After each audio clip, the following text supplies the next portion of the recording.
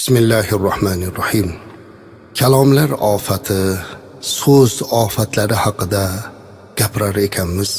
Bugun sizlar bilan yana bir ofat, yolg'on haqida gaplashmoqchimiz. Zero yolg'on haqida juda ham ko'p gapiriladi. Yolg'on gapirishlik gunoh ekanligini hamma biladi. Lekin yolg'ondan qocha olmayapmiz. Mana bu ofat. Yolg'on ko'p bizda. Ko'p yolg'on gapiramiz. Kerak emas holatda ham yolg'on gapirish odat bo'lib qoldi. Qays ibn Abu Hozimdan rivoyat qilinadiki, Abu Bakr radhiyallohu anhu yolg'ondan hazir bo'ling, albatta yolg'on iymondan chetlantiruvchidir degan ekanlar. Bayhaqiy rivoyat qildi. Qarang, yolg'on iymondan ham judo qilar ekan. Yolg'on gapirish, yolg'on guvohlik berish, yolg'on narsalar iymondan judo qilib qo'yish mumkin. Bir voqea bo'lgan. Payg'ambarimiz alayhissalatu vassalamning buyuk sahobalaridan Said ibn Zayd ibn Amr ibn Nufayl radhiyallohu anhu bilan Arva'a degan bir ayol o'rtasida bo'lgan mojaro bor. Bu tarixda mashhur hikoya. Bu sahoba Said ibn Zayd radhiyallohu anhu juda mashhur sahobalardan, buyuk sahobalardan, ashara-i mubashsharadan, eng Rasulimiz alayhissalatu vassalamning rahmat nazarlarini topgan u zot haqida ko'p yaxshi gaplarni gapirganliklari bor. Bir kuni bir ayol mana shu Said ibn Zayd radhiyallohu anhu ga yolg'ondan tuhmat qildi. Bu odam meni yerimni oldi dedi. Ya'ni uydagi yerini, meni yerimni o'zinikiga qo'shib oldi degan da'voni qilib chiqdi. Hamma joyga bu gap tarqadi. U ayol arz qildi. Yolg'on gapirdi. Ko'pchilik bunga ishonib ham qoldi aslar. Xatoyimiz ham shunda. Hech kim aytmayaptiki, to'xtanglar. Axir bu odam ulug' sahoba, ashara-i mubashsharadan, eng ulug' sahobalardan, halol haromni biladigan odam. Nahotki bu odam shu birovning haqqiga xiyonat qilsa degan gapni aytmayapti-da azizlar. Hozir ham shundayda. Bir odam haqida bir narsani eshitib qolsak, uni tagiga yetmasdan turib tasdiqlayveramiz. Falonchi bunday ekan, o'zi shunaqa edi-da o'zi deb qo'yamiz. U odam yaxshi odam bo'lgan, taqvoli odam bo'lgan, salohiyatli odam bo'lgan, qancha odamga yaxshilik qilgan, yo'q hammasi unutiladi. Darhol aytamiz, o'zi shunaqa edi deymiz va uni natijasini kutib turamiz, sharmanda bo'lishini. Alloh saqlasin, Alloh kechirsin. Lekin shu illat bor. Hatto sahobada ham shunday bo'lgan ekanda, qarang. Bir ayol aytayapti, uni hamma tasdiqlayapti. Hozir ijtimoiy tarmoqda shunaqa-ku. Falonchini bundoq qilibdi, u bundoq bo'pti desa, hamma ishonib ketaveradi.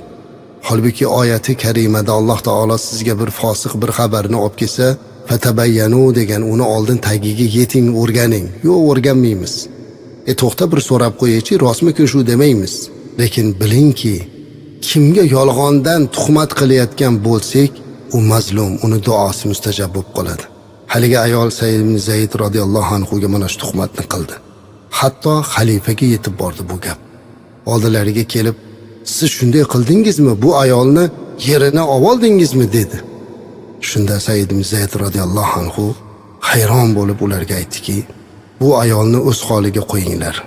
Bu ayolni gaplariga e'tibor qilmanglar. Ey birodarlar, men Rasulim alayhissalatu vassalamni kim bir qarich yerini nohaq olsa qiyomat kuni 7 qavat yer unga tavqi la'nat bo'ladi degan hadisini eshitgan odamman dedilar. Odam boshqasini bir qarich yerini olgan odamga o'zlashtirib olgan odamga 7 qavat yer la'nat aytadi degan hadisni eshitgan bo'lsam, bu ayolni yerini olamanmi dedi. Shunga ishonyapsizlarmi dedi. Va orqasidan u ayolga duo qildi. Agar shu ayol menga yolg'ondan tuhmat qilayotgan bo'lsa, Allohim bu ayolni ko'zini ko'r qilsin dedi. Va men bilan talashayotgan o'sha yerini o'ziga qabr qilsin dedi. Agar yolg'on bo'lsa, kunlar o'tib mana shu ayol ko'zi ko'r bo'lib qoldi aslar.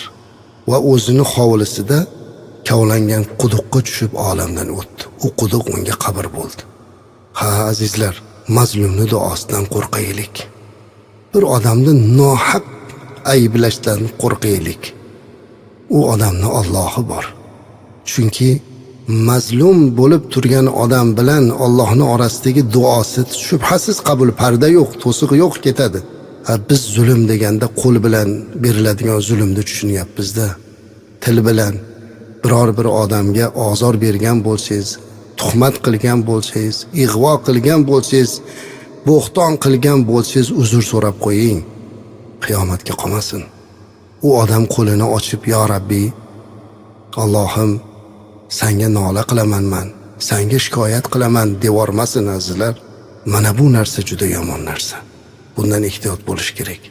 Yolg'ondan, insonda obro'sizlantirishlikdan. Bilib bilmasdan gapiraveramiz. Ahli ilm bo'lsa ham gapiraveramiz. Xuddi u odam bilan birga yashagandek, xuddi u odam bilan doim birga turgandek guvohlik ham beraveramiz. Ertaga qiyomat borligini esdan chiqarib qo'yapti. Hozirgi yuqoridagi hodisaga o'xshab qiyomatga ham qolmasdan shu dunyoni o'zida Alloh uni javobini qilib qo'yishi mumkin ekan. Shuning uchun ham til ofatlaridan eng kattasi va juda ham ehtiyot bo'ladiganimiz bu yolg'on gapirish, yolg'on guvohlik berish, yolg'ondan biror bir kishiga malomat qilish azizlar. Bundan ehtiyot bo'lish kerak. Alloh bizlarni isloh qilsin. Tilimizni rost gapirguvchi qilsin. Rasulimiz alayhisolatu vassalam to'g'ri so'z insonda yaxshilikka, ezgulikka, birga yetaklaydi deganlar. Bir degani bu yaxshiliklar va o'sha bir u insonni jannatga yetaklaydi. Yolg'on esa insonni yomonlikka, gunohga, ya'ni fujurga yetaklaydi. O'sha fujur u insonni do'zaxga yetaklaydi deganlarda Alloh bizni rostgo'y qilsin, birga muvofiq qilsin va o'sha bir, o'sha yaxshilik bizni jannatga yetaklasin. Til ofatidan Allohni o'zi saqlasin.